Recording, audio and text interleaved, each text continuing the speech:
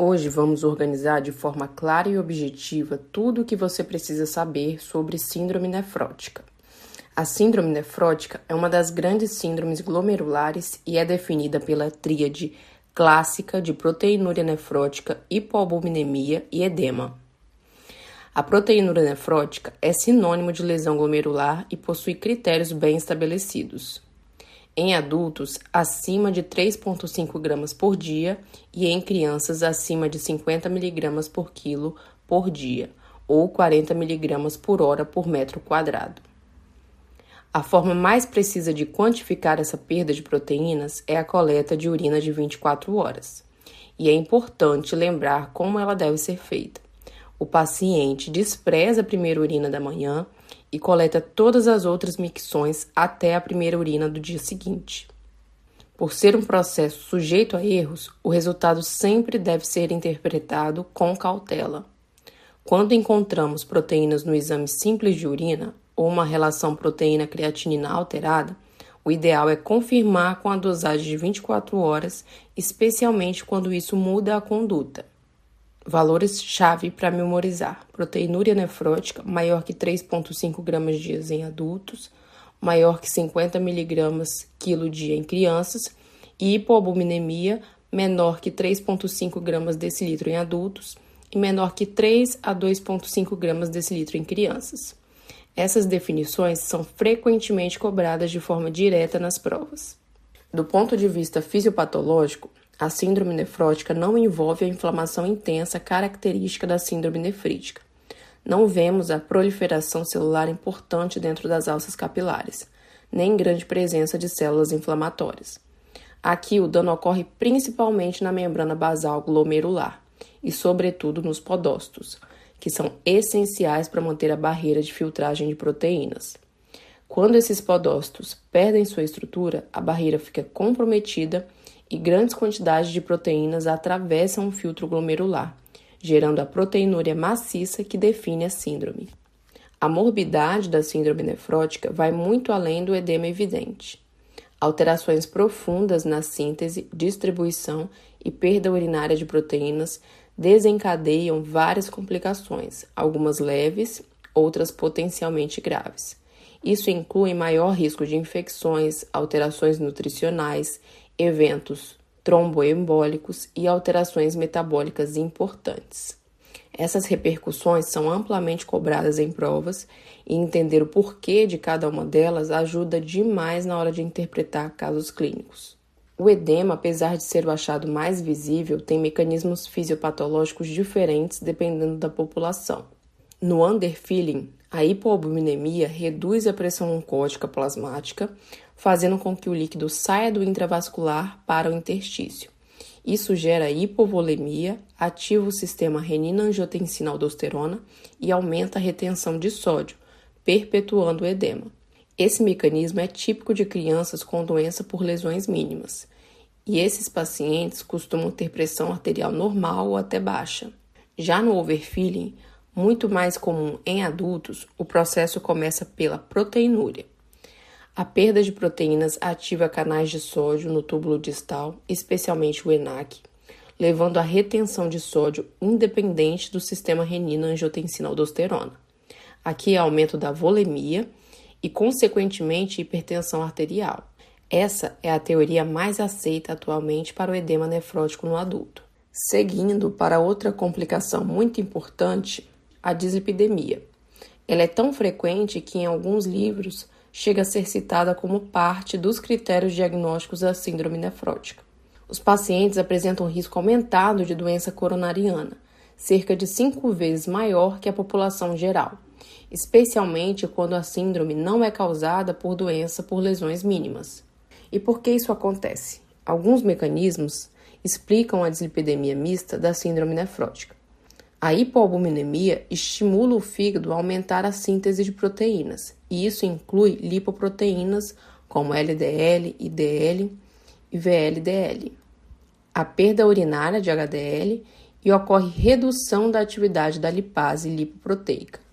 O resultado é um perfil lipídico altamente heterogêneo, com LDL e triglicérides elevados e HDL baixo.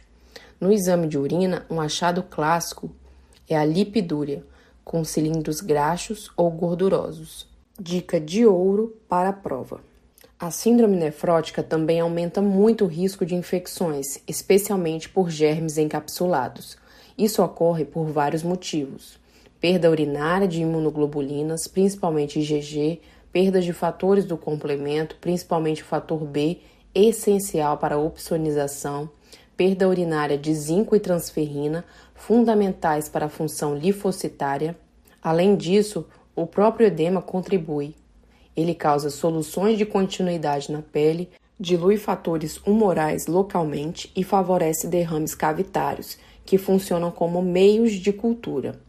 As infecções mais comuns incluem celulites, sinusites, pneumonias e infecções urinárias. A peritonite bacteriana espontânea é uma infecção muito importante em crianças com síndrome nefrótica. Ela ocorre pela infecção primária do líquido acítico, sem perfuração do peritônio. Diferentemente da cirrose, onde predominam gram-negativos, na síndrome nefrótica, o principal agente é o pneumococo, devido à predisposição a infecções por germes encapsulados. Antes do uso do corticoide para tratar a doença por lesões mínimas, a PBE tinha alta mortalidade.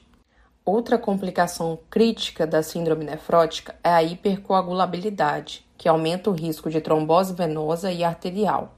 São dois grandes grupos de mecanismos. O primeiro, alterações dos fatores de coagulação, onde existe aumento da síntese hepática de fibrinogênio e fator 5, perda urinária de antitrombina 3, aumento da agregação plaquetária e redução das proteínas C e S. E em segundo, situações próprias da síndrome, anasarca e redução da mobilidade, infecções e hipovolemia e hemoconcentração, muitas vezes agravadas pelo uso de diuréticos. Um detalhe essencial é que a perda urinária de antitrombina 3 gera resistência à heparina, o que pode dificultar o tratamento de eventos trombóticos. E quanto menor a albumina, maior o risco tromboembólico. A trombose de veia renal é um evento clássico da síndrome nefrótica, especialmente associado à glomerulopatia membranosa. Clinicamente, o paciente costuma apresentar dor lombar intensa e súbita, hematúria macroscópica e, quando bilateral, piora da função renal. O tratamento é feito com anticoagulação e, em casos selecionados, trombólise ou trombectomia. No metabolismo ósseo, ocorre perda urinária da proteína ligante da vitamina D, o que poderia causar queda dos níveis de vitamina D e da absorção de cálcio. Mas, na prática, a principal causa de hipocalcemia é a hipoalbuminemia, já que grande parte do cálcio total circula ligado à albumina. O cálcio iônico e a vitamina D ativa geralmente permanecem normais. As alterações ósseas mais relevantes são causadas pelos corticoides e pela progressão para a doença renal crônica, levando ao hiperparatireoidismo secundário. Por fim, a proteinúria, além de ser critério diagnóstico, ela é um marcador prognóstico fundamental.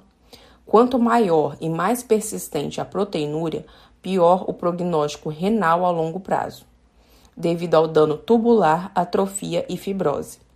O objetivo principal do tratamento é reduzir essa proteinúria, e a base do tratamento farmacológico é o bloqueio do sistema renina-angiotensina-aldosterona com IECA ou BRA.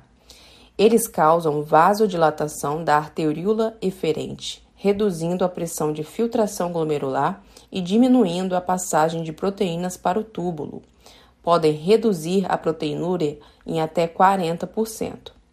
Lembrar que podem aumentar a creatinina em até 30%, e isso é esperado. Sempre avaliar o potássio antes de iniciar e não usar duplo bloqueio com IECA e BRA. Esse bloqueio é a medida de nefroproteção mais importante no paciente com síndrome nefrótica. E é isso, definição, fisiopatologia, mecanismos do edema e todas as principais complicações da síndrome nefrótica. E não esqueçam de curtir, comentar o que acharam do vídeo e compartilhar. Tchau, até a próxima!